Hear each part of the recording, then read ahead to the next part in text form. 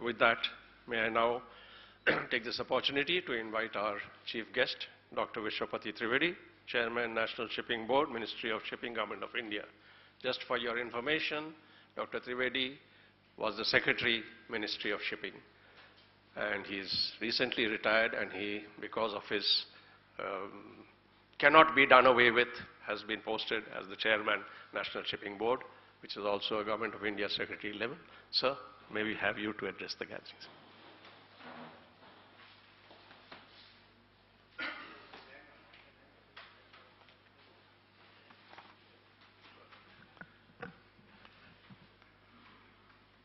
Mr. Dasgupta, Mr. Kailon, Captain Majumdar, Mr. P. Roy, dignitaries, friends from the maritime community.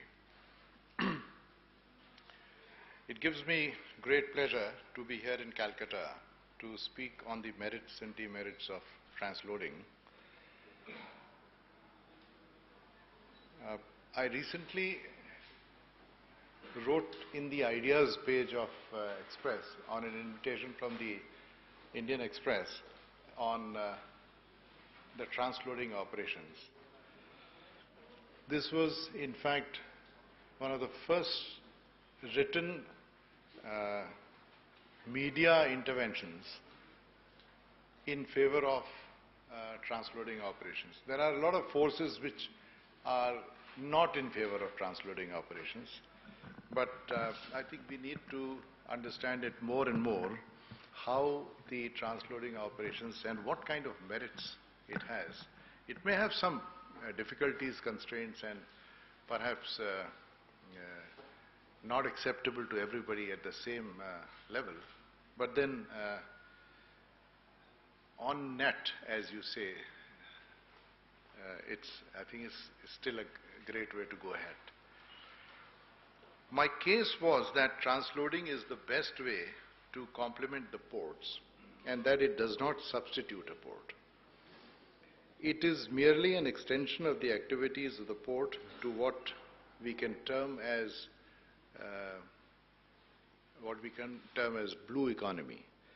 The concept of blue economy, I'll tell you a little bit about this blue economy. In fact, I thought I'll convert my email from drvtrivedi@gmail.com to drvtrivedi@blueeconomy.com, so that the word catches, and people should understand what all this blue economy is all about. The history of the word blue economy, it is not strictly with respect to shipping or infrastructure. It is with respect to environment. They said if the blue economy is rich enough, in the Rio conference sometime back in, I guess, 2012, if the blue economy is rich, if the marine life is rich, it provides another sector to support the GDP of the coastline country or the state. Later, they took it into what is called the Food and Agriculture Organization of the United Nations. And they also developed it along as if it is a source of input into the GDP. I have actually expanded this concept to the infrastructure. I said blue economy infrastructure is also something we should be looking at. Land infrastructure, land is a big issue now. The parliament didn't work for so many weeks just because land acquisition was such an issue. So do we need to, land would be needed for something, some purposes, some projects, but there may be an option to develop certain infrastructure off land, offshore. And this is where I come in with the concept of transloading. To the extent you can do your business on the other side, to the extent you can do transloading in the high seas, it has a lot of benefits. It does not say that it's hugely environment friendly. I think we have to work towards that. But then there is an issue about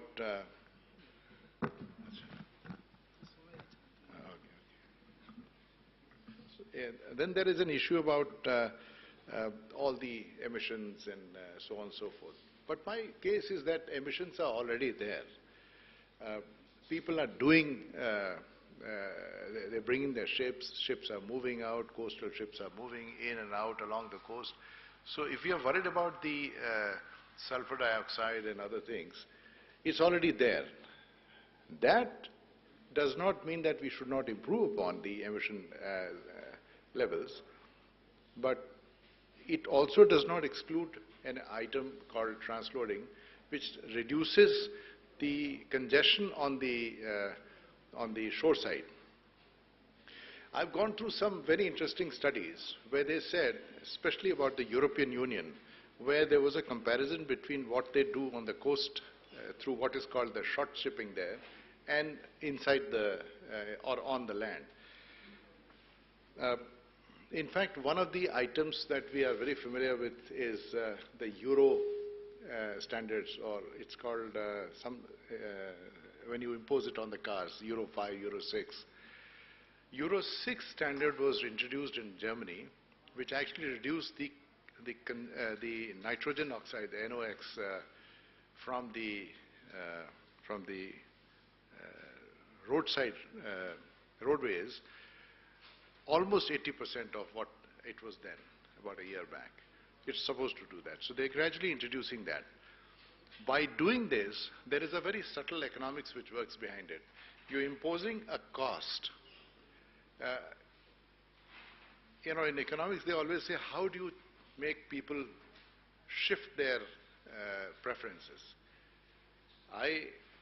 If I go to a dispensary, CGHS dispensary, and they give me, they say, Mr. Trivedi, here is a pile of vitamin C tablets, you can take as many as you want. So I'll probably pick up so many, come home, give a few to my dog also, and this and that. But if they tell me, no, Mr. Trivedi, just pick up how many you want, but you pay 8 annas for it. So I'll then start counting. I need only 5 per week. So I'll come every week and pick it up. So my rational decision making changes. So what Germans did was, they introduced a standard, a very high standard, which obviously comes with a very high cost. So cost of running on the roads has gone up, which actually in terms of economics means that the relative cost of running on the coast has gone down. So people started, there was a modal shift. You don't require any incentive, you don't require any regulation, you just change the preferences by changing the prices. Now in India, it's happening automatically. Congestion is going up, accidents are going up. There may be no value that we attach to lives lost, but if we were to do that, if your motor accident claim tribunals were active and fast, there will be a cost. You kill a guy and you pay lakhs of rupees. People get scot-free, but if that comes into position, congestion, then the RTO, then the licensing authorities, then the check posts, and then the entire mechanism of what I call the Gunda tax that happens on the highways is actually a cost. That cost is going up. People have started thinking that maybe even if you have a road, but you have so much to spend, delays, congestions, the drivers not behaving, that maybe it's a good idea to move on to the water now. So there is no direct intervention of the government in these things, but yet there is now a rational economic decision making is taking people towards. Now what is our role here? I think our role is here to facilitate that movement.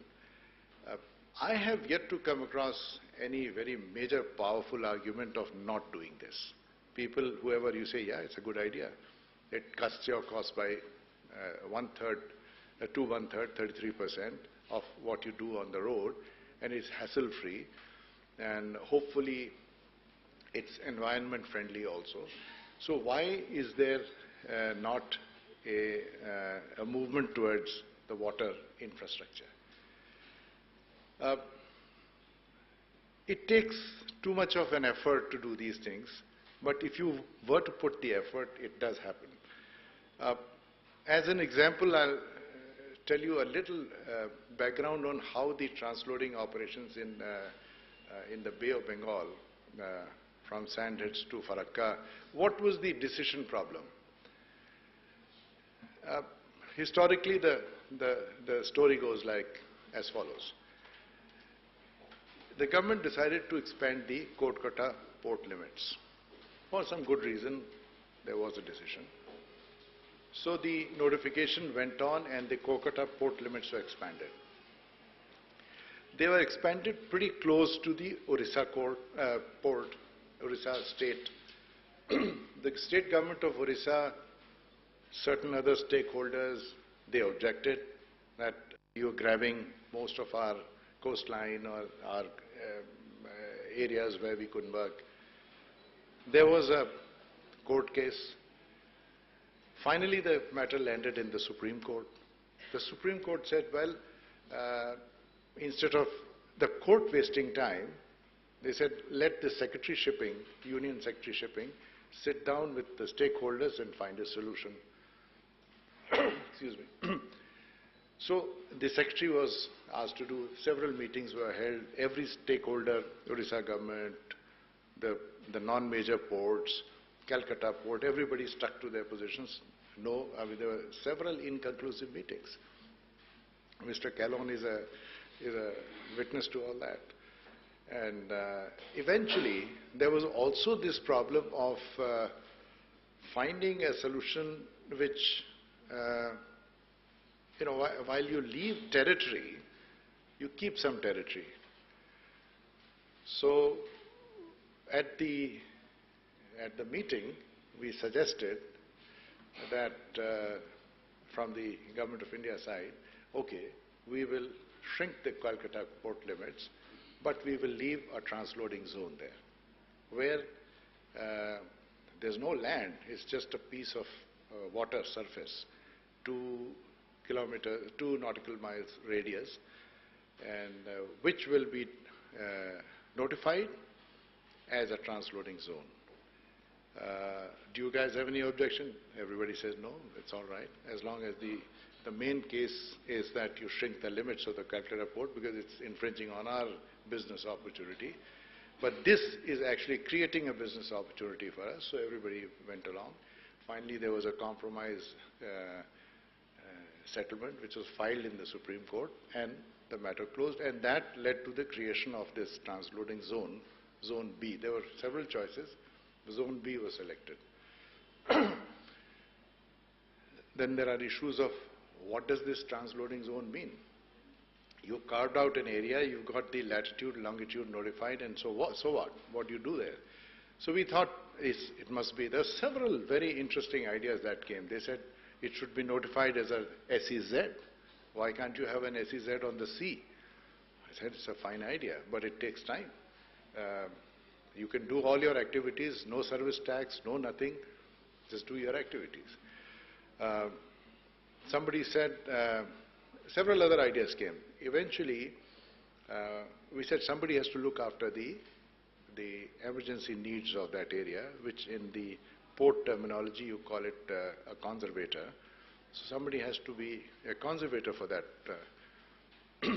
So Paradip Port offered. Politically it was correct to give it to Paradip Port because you wanted to get Orissa government on board.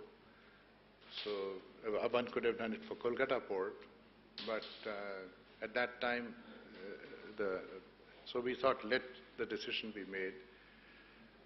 So Paradip Port was granted the conservancy with a direction that you shall not charge conservancy charges which are exorbitant. I mean, it's a free gift to you. You just make money, and so on that, don't get greedy. But I think, and Mr. Calhoun argued, because most of his business would be conducted there, and he could actually put them down into some very reasonable rates. a good negotiator that he is.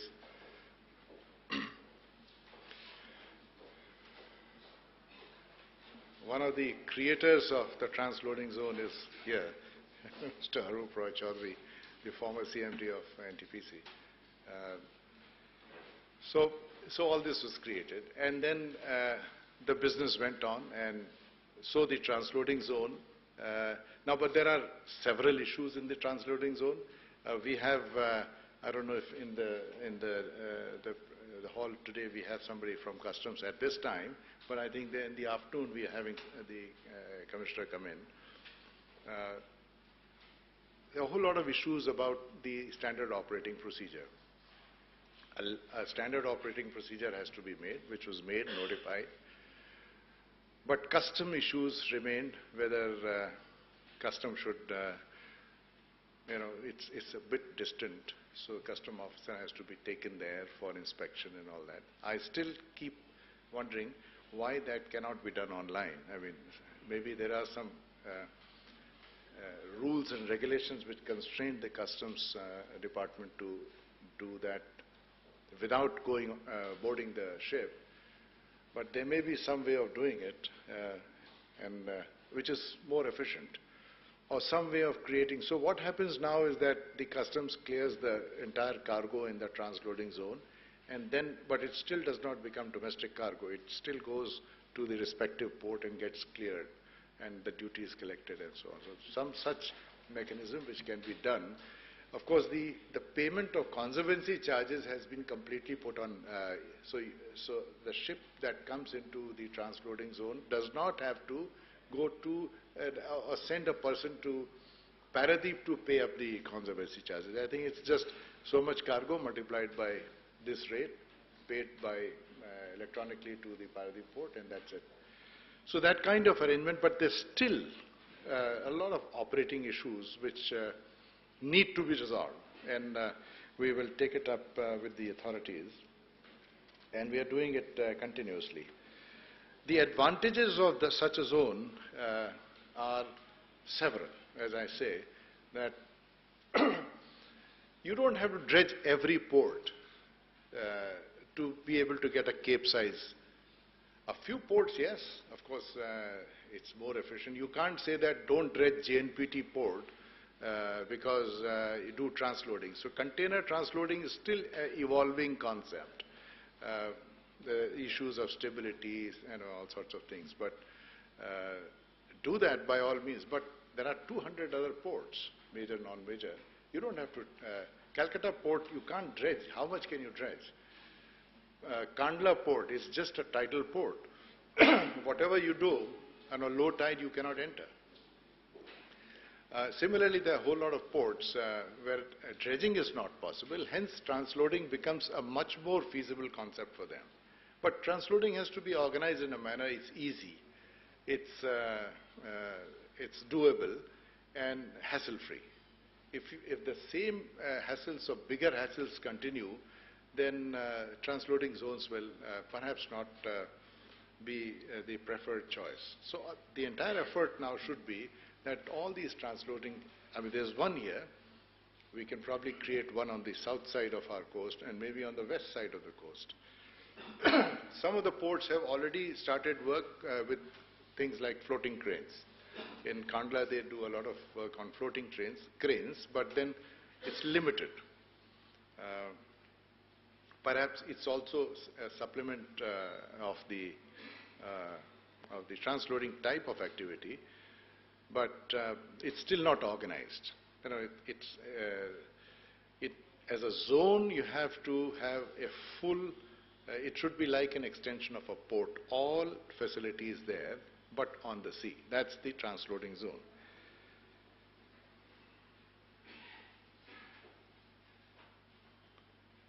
Yeah, so there are certain issues which need to be resolved, of which I guess the standard operating procedures have to be easy, customs has to come up. If a concept is right, then I don't think the route should come in the way. So if the concept is acceptable to customs, I have not seen any person from higher ups or anybody in the customs saying that this concept is not correct. They all agree that this is good, environment friendly, helps the decongestion of the ports and so on and so forth. But then the rules are such that we have to do it. Now, if the rules are such, then you have to change the rules, because these are evolving concepts, and I think somewhere, so that kind of a chorus has to be built up to make these things. So as I said, in the national transloading zones, there could be, if you got one, you can have, it doesn't take too much time to create one, but I think the second or the third could be created once we are settled, the proof of concept is full and complete. That would be the best way to do it. I've seen studies which actually say that this is also an employment generation. It enhances employment. And then I went into it and I thought that it makes some sense. There'll be more barges, there'll be more people, there'll be, there'll be more activity on the port. That brings us to the barges. Now, barges have, it's a catch-22 situation. Who is to bring the barge and who is to construct the barge and who is to finance the barge? Certain projects, the one we all know about is the Sandhurst to Farakka imported coal transportation. There was a company which was given this logistics job, so they brought the barges. But as a concept, there should be, anybody's ship comes on the transloading zone, he should have a facility of it's like a taxi. You call a barge, he offloads your stuff, takes it to whichever port you want it to. But there's a shortage of barges.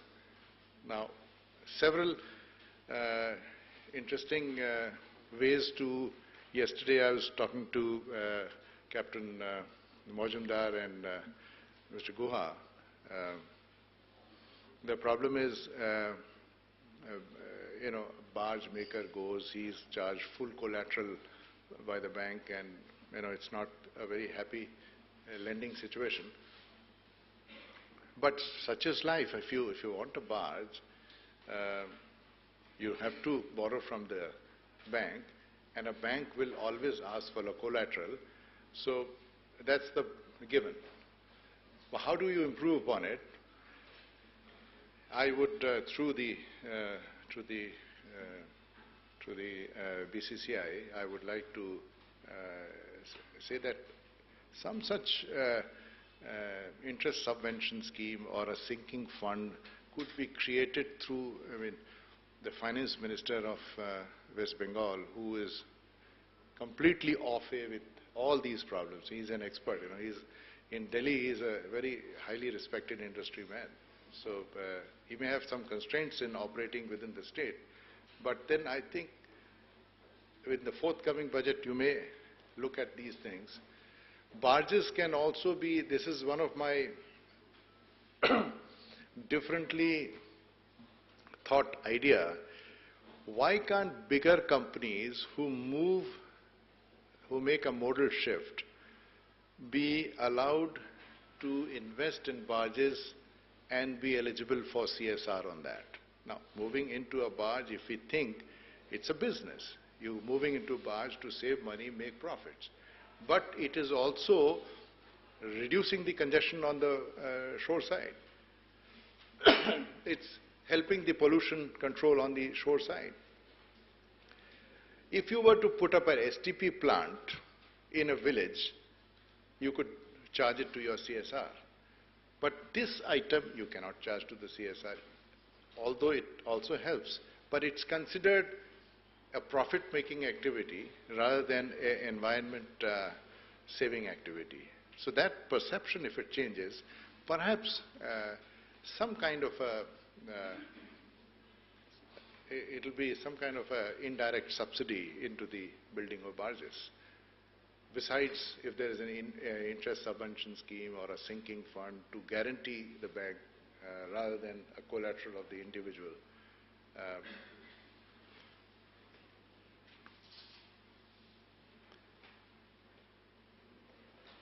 The other thing is, if these barges develop, these barges are like taxis. You can do inland waterways on that. You can do coastal shipping on that. Of course, you need different sizes of barges, but there's nobody saying that a 5,000 or a 6,000 DWT barge cannot do coastal while it can do the riverside. They can do both. It's a multitasking situation. So the feasibility, I'm sure, is there, but it's the click which seems not happening. Afternoon, if the chairman of IWI, when he comes, I think he can also explain. He has made some very deep efforts into how to control the costs of how to help the barge building industry in this country. After all, you see barges developed. There are 500, 400 barges in Goa. How did they come up? Nobody. They've been financed and they ran profitable operations, and the barges have been bought by individuals. So obviously there is some hitch in profit making in that. Risk taking is probably missing, and but still remains an activity which can be taken up. Goa, there are so many barges, and of course they are suffering because of the ban on iron ore mining. That's a different issue. But the barges came up on their own.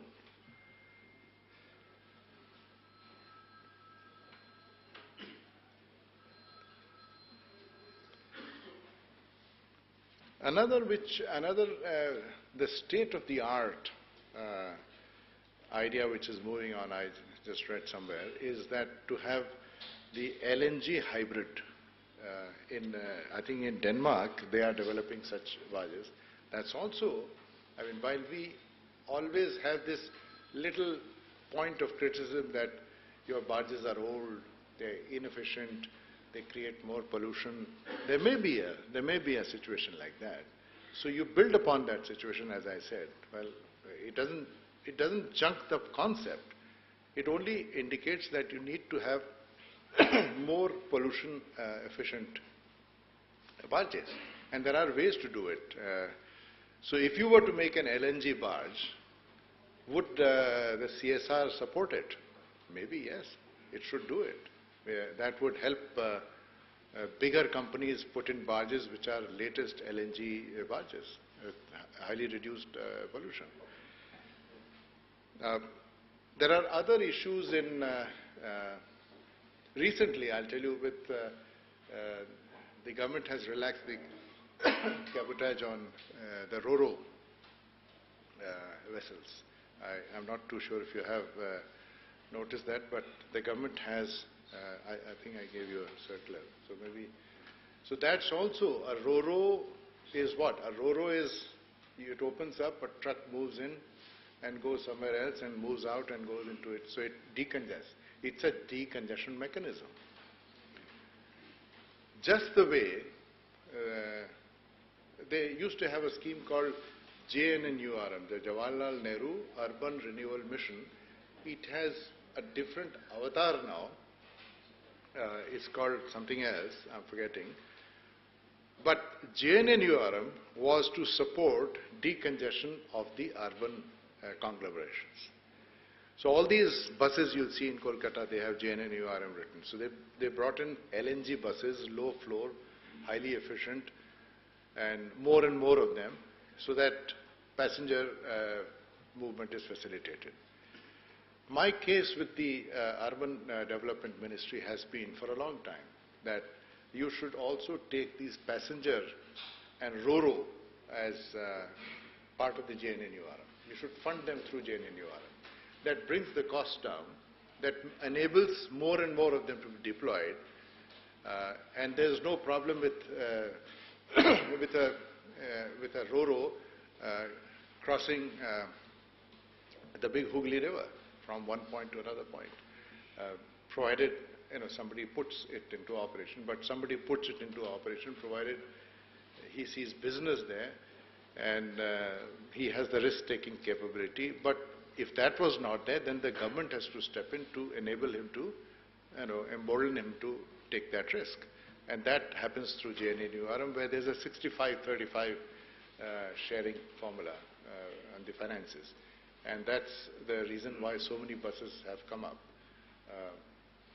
So those are the kind of things I think we should be looking at, and perhaps make a statement with the, as I was telling somebody, just bear with me for a second, that my conclusion of combining my experience in the government with why JNNURM is not happening in places like Assam and Bengal is these ro-ros and the passenger jetties, passenger boats are being operated under the Transport Department.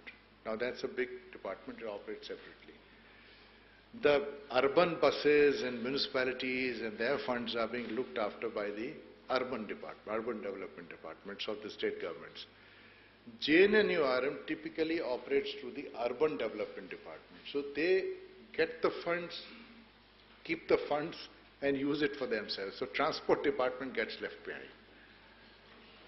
So even if they make a pitch, they are told that funds are over. So maybe there is a case.